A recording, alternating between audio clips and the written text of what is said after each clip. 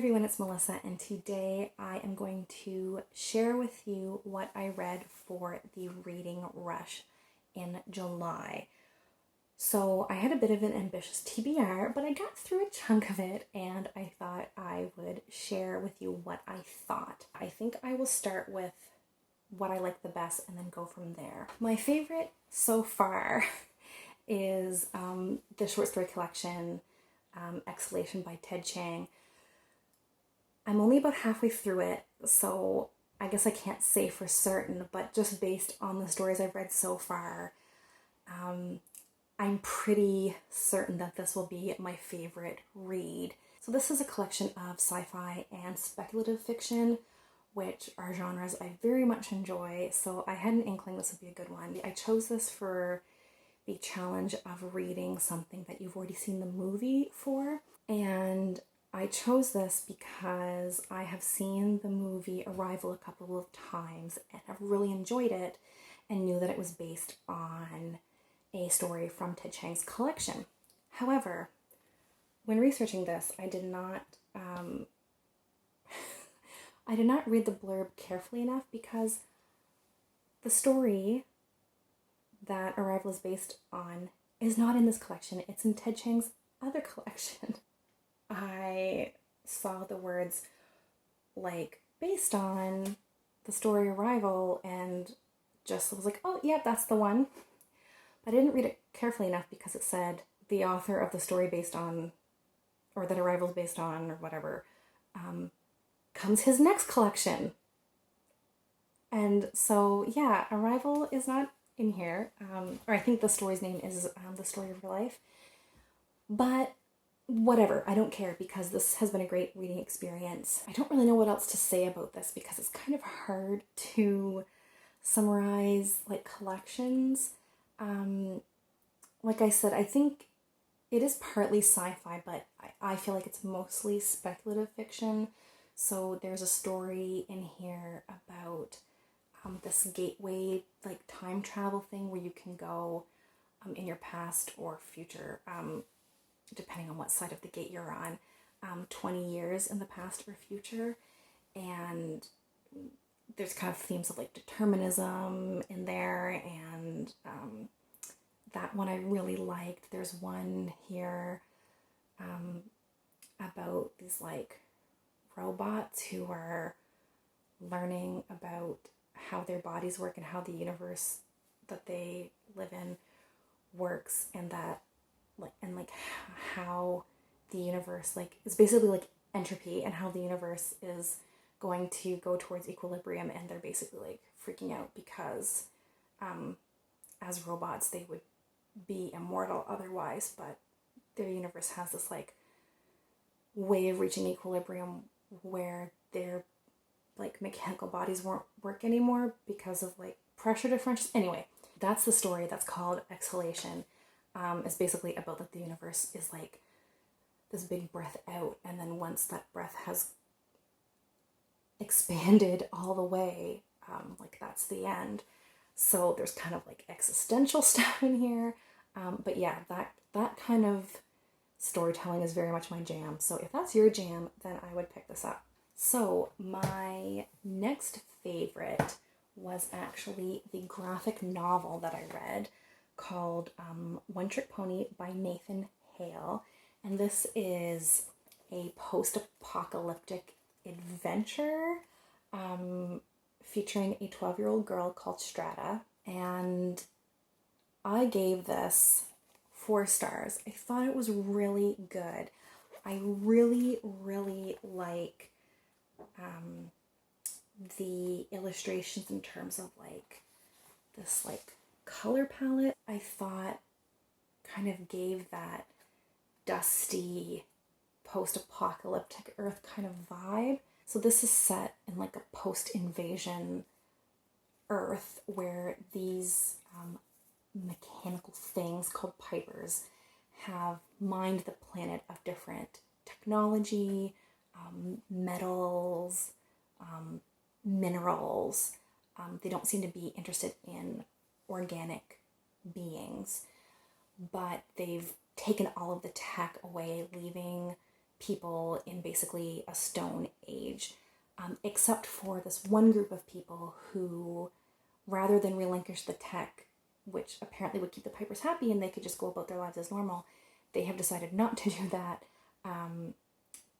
And rather they live in like this caravan so they can constantly be on the move and move away from the piper like hot zones, as they call them. But they really endanger themselves by keeping this tech around. They kind of go around and search out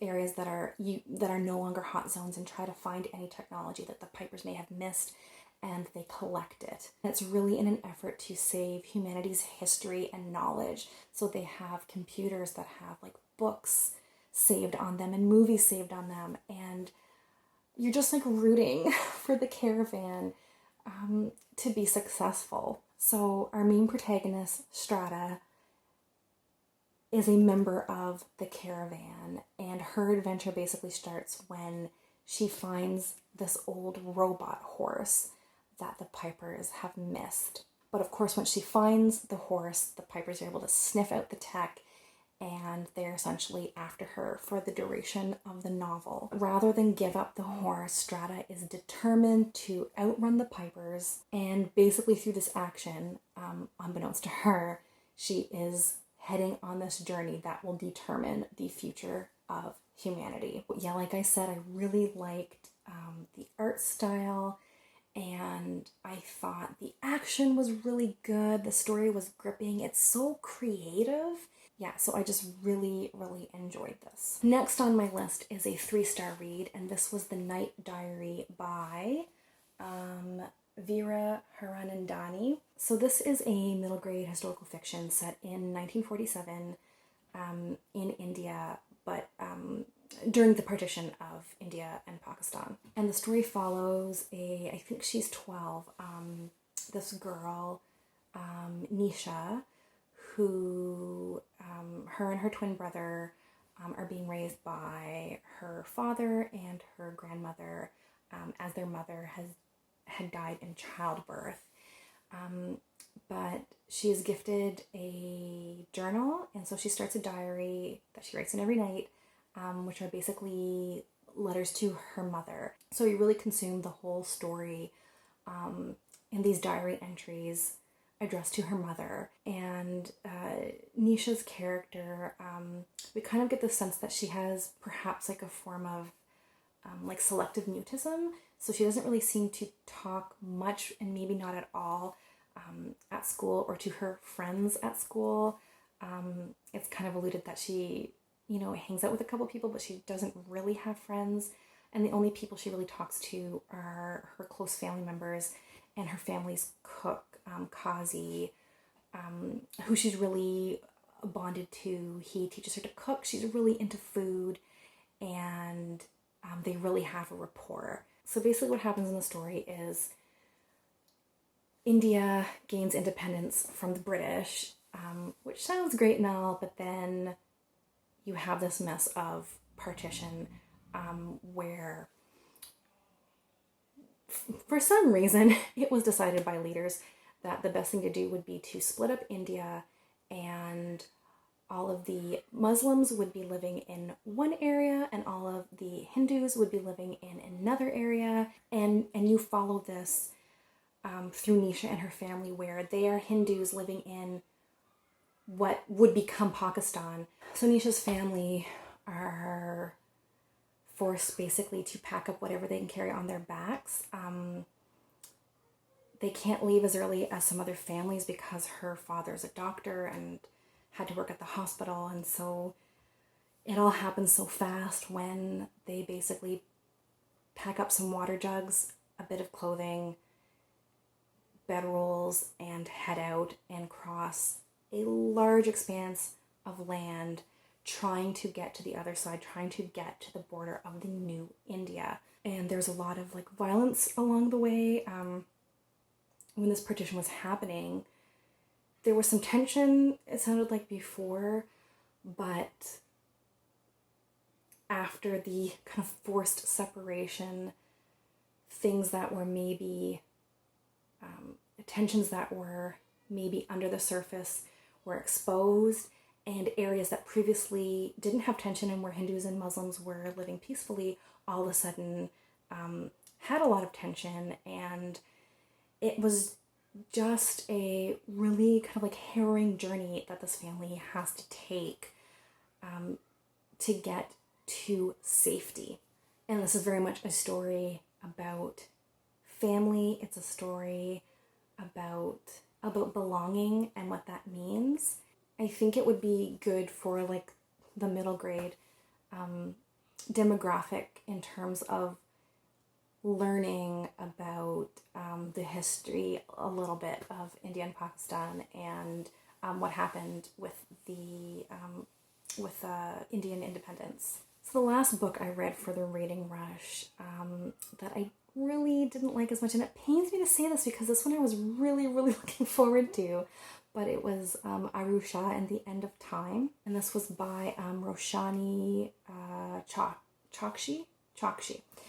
And yeah, I love a good middle grade like adventure. I love mythology or fairy tale or folklore or like supernatural things woven into stories, especially in middle grade. And so I thought this one was going to be like a 4-star, but I ended up giving it 2 stars. I don't think it was awful or anything, but I definitely didn't really care for it. In this story, we follow 12-year-old Aru, who she doesn't know this at the beginning of the book, but learns like very early on, so this isn't spoilers or anything. But she learns that she is the reincarnation of one of the heroes from the Mahabharata, which is like an Indian epic. So this story is chock full of different gods and goddesses from Hinduism. So Aru lives in this like museum of Indian art and history with her mother, and her whole adventure happens when, so I guess I should say she really doesn't fit in at school, and she's painted as being very like inelegant, puts her foot in her mouth. She has a propensity to lie. So when some classmates come to the museum, she tries to impress them or prove that she's not a liar by lighting this lamp called a diya. I know that doesn't make much sense, but it makes sense in the story. Anyway, she's trying to prove herself to them, and she lights this lamp even though her mother's told her she must never do that, that it's a special ancient lamp and that bad things will happen. But she does it to impress her classmates, and then unleashes this demon called the Sleeper, who will bring about the end of time. So then she and another reincarnated hero from the Mahabharata, who's another like 12-year-old girl, embark on this quest to find the Sleeper and defeat him to basically like save the world. And I think there were a lot of fun elements in this story, and I think it could have been really good. There was a lot of really cute like potential development between Aru and the other girl, Minnie, but I don't think that really went anywhere too much. And there was a lot of neat like problem solving that they had to do to solve like different riddles or challenges together. And there was of course this really rich tapestry from Hindu belief and mythology. However, I found that the characters, like the different gods or goddesses or heroes or just different beings in the story, I felt that all the characters came in and out of the story really quickly, so you never got to know anyone in any meaningful way. I feel like they were all there as just devices to get the girls to the next point in the plot, which I realize happens in books, but there was just not enough time with any of the secondary characters, and they were coming and going so quickly that I quite honestly couldn't keep track of who anyone was or why they were important or anything about them. I also found that there was just a little bit too much like reminding of all of Eru's flaws, like her inelegance, her brashness, her propensity to lie, her putting her foot in her mouth, like not being very eloquent. That she came off as a little bit too brash, a little bit too like too much of a liar, and it just made me like not like Uru. And the thing that I think for me actually was the thing that really made me not connect with the story the most was I felt the author tried a little too hard with the humor, where there was so much like middle school humor thrown in, and I get it's for middle schoolers, but it's like, okay, do we have to have another like booger joke right now?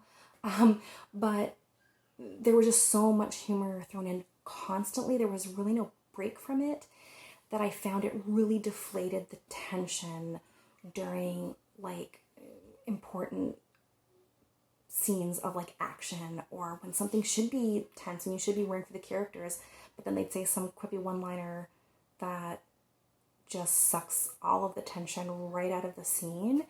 And I thought there could have been better, more like heartfelt moments in the more serious moments, but again, all of the heart was basically taken out of the story, because when there could have been a serious moment of reflection or connection between the two girls, it was ruined by a joke. So yeah, so I just felt like tonally there needed to be more balance there. So yeah, I'm really disappointed with that, because I was really looking forward to this series, but I don't think I will carry on with it at this point. So kind of a bit of a mixed bag in terms of my reading experience here, but I'm very much looking forward to finishing the short story collection by Ted Chiang, because I think that will be at least a 4-star, if not a 5-star read. We'll see how the rest of the stories go, but yeah, I would love to hear what you read and how you enjoyed it, if you participated. And as always, thanks for watching, and we'll talk soon. Take care. Bye.